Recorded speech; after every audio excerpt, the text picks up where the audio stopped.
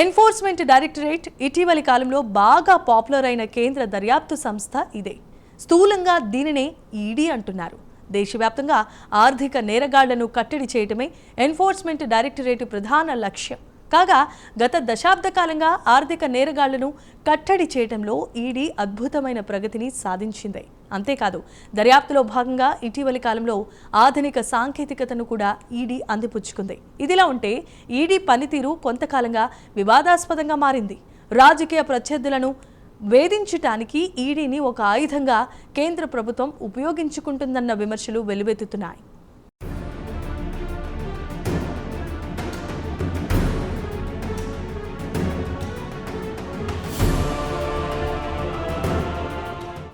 ED దాదాపు దశాబ్ద కాలంగా హల్చల్ చేస్తుంది. ఈ పదం ఎన్ఫోర్స్మెంట్ డైరెక్టరేట్, దీన్నే సంక్షిప్తంగా ఈడీ అంటున్నారు. 2014 వరకు ఎన్ఫోర్స్మెంట్ డైరెక్టరేట్ గురించి ఎవ్వరికీ పెద్దగా తెలీదు.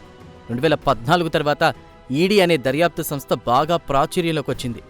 దేశవ్యాప్తంగా ఆర్థిక నేరగాళ్లను కట్టడి చేయడమే ఎన్ఫోర్స్మెంట్ డైరెక్టరేట్ ప్రధాన లక్ష్యం. కాగా గత దశాబ్ద కాలంగా ఆర్థిక నేరగాళ్లను కట్టడి చేయడంలో ఈడీ అద్భుతమైన ప్రగతిని సాధించింది. అంతేకాదు, దర్యాప్తులో భాగంగా ఇటీవలి కాలంలో ఆధునిక సాంకేతికతను కూడా ఈడీ అందిపుచ్చుకుంది. ఈ నేపథ్యంలో సైబర్ మోసాలపై సదరు కేంద్ర దర్యాప్తు సంస్థ అయినటువంటి ఈడీ నిఘాను మరింత తీవ్రతరం చేసింది.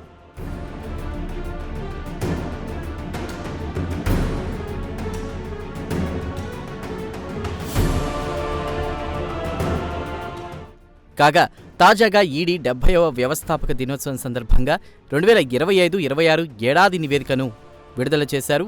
ఈ సందర్భంగా ఈడీ సంస్థ డైరెక్టర్ రాహుల్ నవీన్, అలాగే కేంద్ర ఆర్థిక శాఖ సహాయ మంత్రి పంకజ్ చౌదరి ఒక పుస్తకాన్ని విడుదల చేశారు.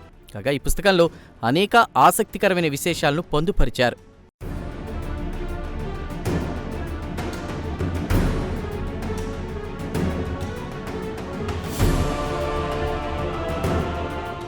కాగా మాజీ ప్రధాని మన్మోహన్ సింగ్ పాలనా కాలంతో పోలిస్తే నరేంద్ర మోదీ పాలనలోని తొలి 10 సంవత్సరాల్లో ఎఫ్ఐఆర్ల నమోదులు, అరెస్టులు, జప్తులు, ఛార్జిషీట్ల దాఖలు, దోషులకు శిక్షలు గణనీయంగా పెరిగాయని తెలుస్తుంది. ప్రధానంగా నేర నిరూపణ జరిగి శిక్షలు పడిన కేసులు గతంతో పోలిస్తే ప్రస్తుతం నరేంద్ర మోదీ పాలనలో ఎక్కువగా పెరిగాయి. అలాగే ఆర్థిక మోసాలకు గురైన బాధితులకు గతంలో ₹1 కూడా తిరిగి చెల్లించలేదు.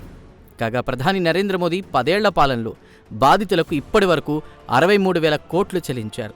కాగా ఈడీ కేసుల్లో శిక్షల శాతం 94% దాకా ఉందని ఈడీ డైరెక్టర్ రాహుల్ నవీన్ పేర్కొన్నారు. అలాగే పెండింగ్లో ఉన్న 2,400 కేసుల్లో నిందితులందరికీ శిక్షలు పడతాయని తాము భావిస్తున్నట్లు రాహుల్ నవీన్ వెల్లడించారు.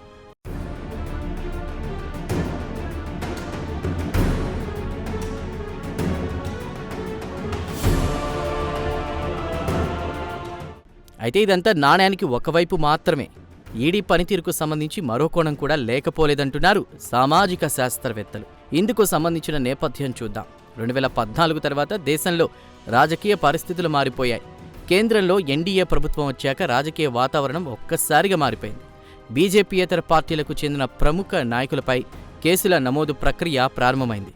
కేసులంటే అలా ఇలా కాదు, చాలా పెద్ద పెద్ద కేసులు. అత్యున్నత దర్యాప్తు సంస్థలైన ఎన్ఫోర్స్మెంట్ డైరెక్టరేట్ రంగంలోకి దిగడం మొదలైంది.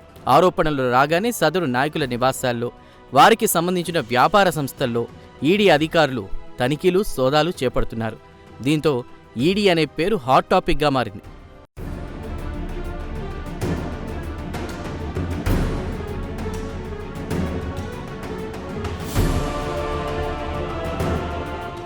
ఆర్థిక నేరాలకు, వ్యాపారాల్లో అక్రమాలకు ఎవరు పాల్పడినా విచారించాల్సిందే.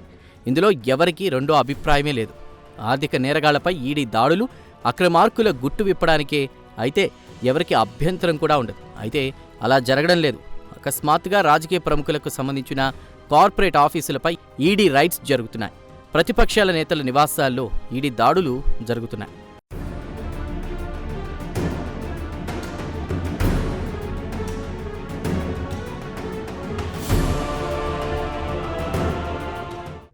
ఇలా ఉన్నట్టుండి ఈడీ అనే దర్యాప్తు సంస్థ రెచ్చిపోవడం వెనక రాజకీయ కోణం ఉందన్న ఆరోపణలు వస్తున్నాయి. ఈ నేపథ్యంలో కేంద్ర దర్యాప్తు సంస్థ అయిన ఈడీ అసలు స్వతంత్రంగా వ్యవహరిస్తుందా లేక సర్కార్ చేతిలో కీలుబొమ్మగా మారిందా అనే అనుమానాలు కూడా వస్తున్నాయంటున్నారు సామాజిక శాస్త్రవేత్తలు. అంతేకాదు ఈడీ సంస్థ దర్యాప్తు స్వతంత్రంగా జరగడం లేదన్న ఆరోపణలు వెల్లువెత్తుతున్నాయి.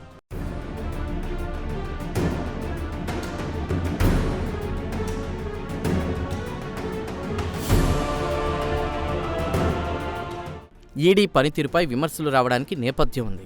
అవినీతి అక్రమాలకు ఏ రాజకీయ పార్టీ మినహాయింపు కాదు.